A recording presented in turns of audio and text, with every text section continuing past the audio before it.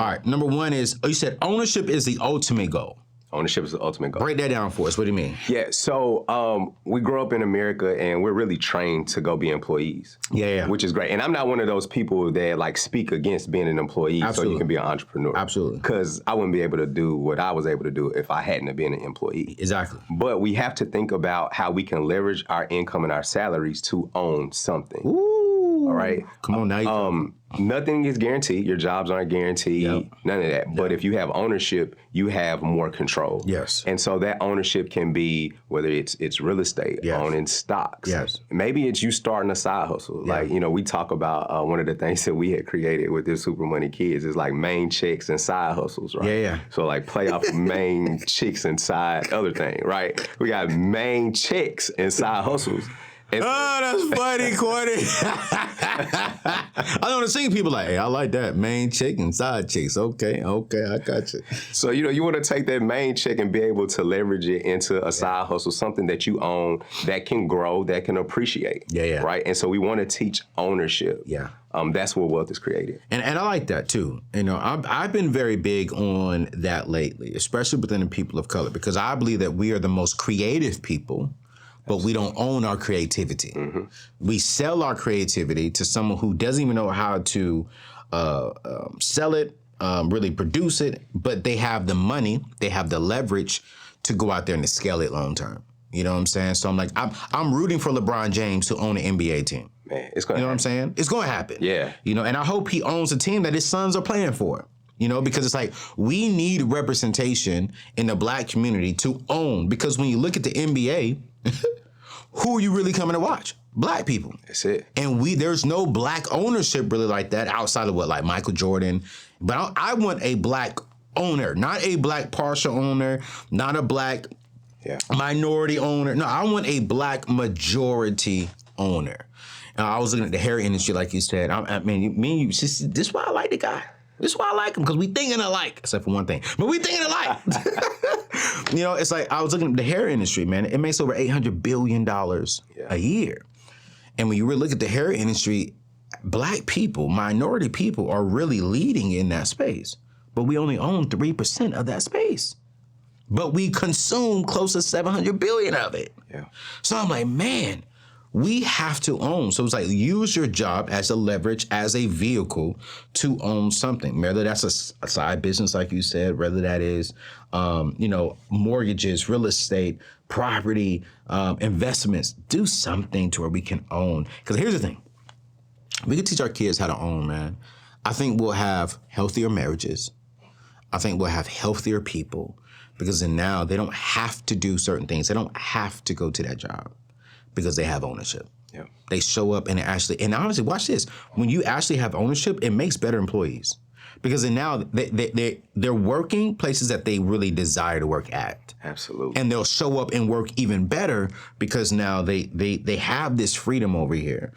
I tell that to my team all the time. Like, man, listen, I want them to go out there. As long as they get the job done here and help us continue to impact, I don't care what they do on the side. Because I want them to be free. I want them to come in here and not be stressed. So, man, ownership is key. Ownership is the ultimate goal. Uh-oh. I'm going to skip over this one. I know you're going to go to that one last. Yeah, we're going to go with that one last. What else? Increase income and assets. Income and assets matter, right? We live in a society where we're taught to have jobs, and it's about making six figures. How can we, get a bonus, every quarter or every year? We're always thinking about income, but assets are what allow us to build wealth. So you want to teach your kids, you want to have a wealth conversation. All right, you want to have a friend that calls them wealth meetings.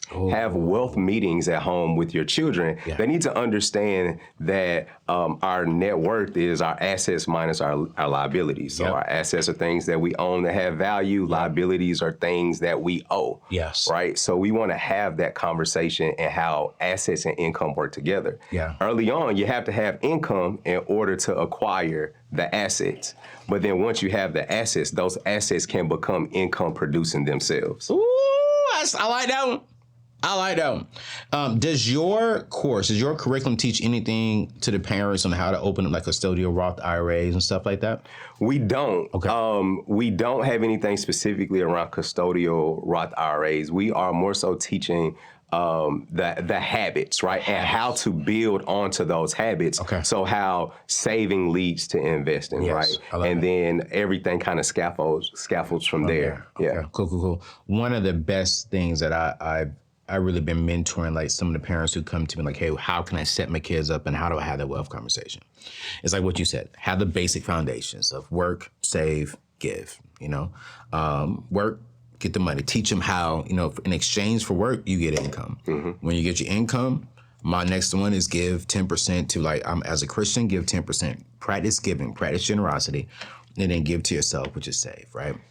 So our Super Money Kids program, which is like our foundational course, it has I don't know if you saw the Super Money banks that we designed. It's like the 3 parts that have the save, spend, share. Yep. We built a curriculum around the banks. Yep. And that first module is introducing those money habits of save, spend, share. Yes. It includes a lesson on earning. So where does money come from? And then that bank becomes like an instructional tool and a visual reminder for everything that you need to be doing with your money. I love it. I think a church just gave away one of your banks. I was speaking that. I spoke there Saturday, I think it was, a few Saturdays ago. It's pretty good. So that's amazing. And I think once we start teaching kids those foundations, when it comes to increase your income, increase your assets, we got to start teaching them about compound interest. And that's where a custodial Roth IRA comes into place. I was at this one particular church and a kid came up to me. He was like 11 or 12. And I was like, hey, AO. And I was like, hey, people who call me AO only watch my show. He was like, yeah, my dad makes me watch your show every Monday. And I felt kind of convicted because I'd be talking about booties and Bibles on my show. And I got an 11-year-old sitting here watching. I'm like, oh, Lord, I need to keep that in mind. So, young man, I appreciate you, bro. When I talk about stuff like that, talk to your daddy. He'll help you. He'll help you understand what I'm talking about. Pops, help me out. But he said, man, what are some things that I could be doing now to prepare myself for 18? And I said, man, listen, instead of asking mom and dad for money, ask your mom and dad for work. And tell your mom and dad in exchange for work, I want to get paid. And then tell your mom and dad, you want to put 50% of that into a custodial Roth IRA. And he was like, custodial Roth IRA? I said, yeah. What if I told you, if every dollar you give me, I'm going to give you 10 cents? How many more dollars you going to give me? He was like, I'll give you 10 more dollars. And I was like, wow, you just got an extra dollar. He said, wait, so if I give you 10, you going to give me $11? I was like, that's pretty much it. He said, so wait. And he started just calculating in his head, like, wait, so if I give you $100, that's this? I was like, yeah, over a long period of time, that's an example of what compound interest will do. The dude went to his pops in the middle of me talking and said, Dad, I got $200. Can we go to the bank after this? And to me, when I hear people say it's hard to teach kids about money, it's not hard to teach kids about money because kids want to learn about money. They want Jordans. They want all this nice stuff. We got to learn to put it in a way to where they can understand it, which I think what your program is doing is amazing because I think kids want to learn how to save, give, spend, but then also how do they get rich? Yeah. And if you can break it down like that, it makes it easier for them. And you don't even have to use money. Yeah. So one of the things that I do with Ever, my daughter, her name is Ever, is we have a incentive program at home that's built around like these little coins. And I got this from a friend of mine named Leon Scott. Okay. And so I give her coins for, we call them productive tasks and creative tasks. Yeah. All right, or productive talents. They're productive tasks and productive talents. Yeah. And the idea is that the world compensates us for our talents and our tasks, right? Yeah. So we have a whole list of things that can be done, and you get a coin, and the coins can be redeemed for screen time, her playing with her makeup, a variety of different things. But how I teach her compound interest is every week she gets the opportunity to redeem her coins. I'm like, any coin that you leave in your save bank until the following week, I'll double it. And one of the things I want to tell parents about money is it doesn't work like you just start teaching your kid and they get it immediately. Right. Like it requires some consistency. And my daughter is not like, she is the first child of Super Money Kids, but she is not the easiest kid to teach anything to. Okay? And so in that, when we started this program, I fully expected her to be like, nah, I'm not saving these coins. We finna cash these things in. I'm finna look at some TikTok videos.